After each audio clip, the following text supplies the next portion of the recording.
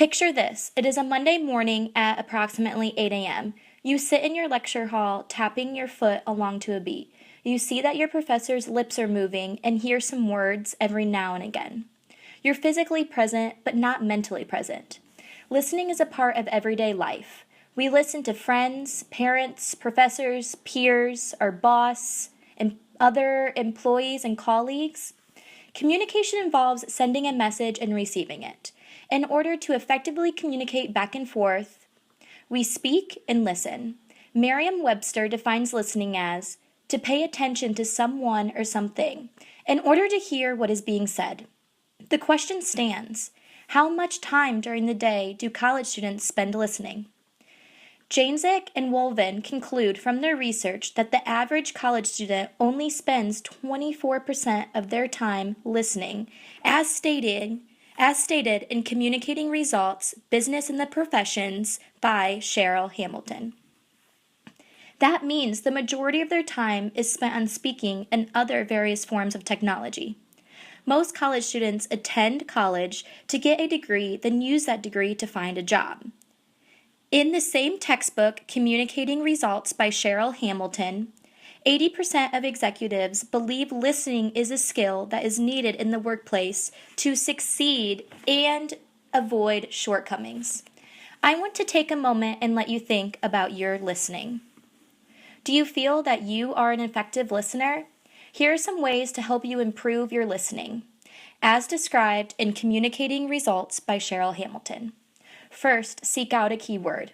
Pick out a word or phrase that makes sense to you. There is no need to remember full sentences. More than likely, that phrase will help you remember what more was said. For example, from a psychology lecture, you remember the phrase close friendships.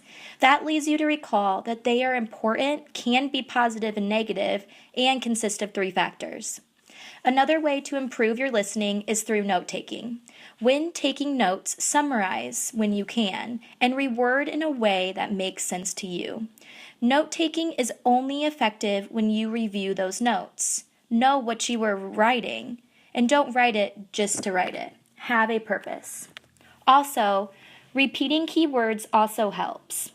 Look at your notes, say the words in your head. Repetition of ideas can lead to placement and long-term memory. For example, you repeat the 3 factors of close relationships in your head to help gain a better understanding. Listen to the speaker's tone. Listen to the key points and detect the tone. Is the speaker quiet, loud, enthusiastic, angry? Is there tension in their voice or shakiness? For example, you attend a call-out meeting for dance marathon. You listen to the speaker and find the tone is full of excitement. Also, try to make links between new info with old info. When you pair information with other facts, it is easier to remember. For example, when learning more about close relationships and how they form, relate that back to the info you first learned about the positive and negative effects of close relationships, what they are, and the 3 factors. Lastly, avoid prejudice, which include opinions or negative attitudes, and this can affect the listening process. By putting up a barrier against understanding the message, try to listen openly without involving your beliefs, values, or opinions. Then, once you obtain the message, evaluate it. For example, most of you hold strong beliefs about the upcoming political election. This is a hard topic to discuss, but if you listen openly to another's perspective, you may learn something, or when evaluating the message, you may find your beliefs are reinforced. Try not to prejudge another speaker before they have a chance to speak. As stated, listening is an important skill to acquire. It can be obtained by seeking out keywords, effective note-taking, repetition of words, analyzing the speaker's tone, making links between information, and avoiding personal beliefs to distort the message. Next time you are in class or listening to a speaker, try applying these skills. Pick out that phrase, repeat it, and have a purpose to your notes.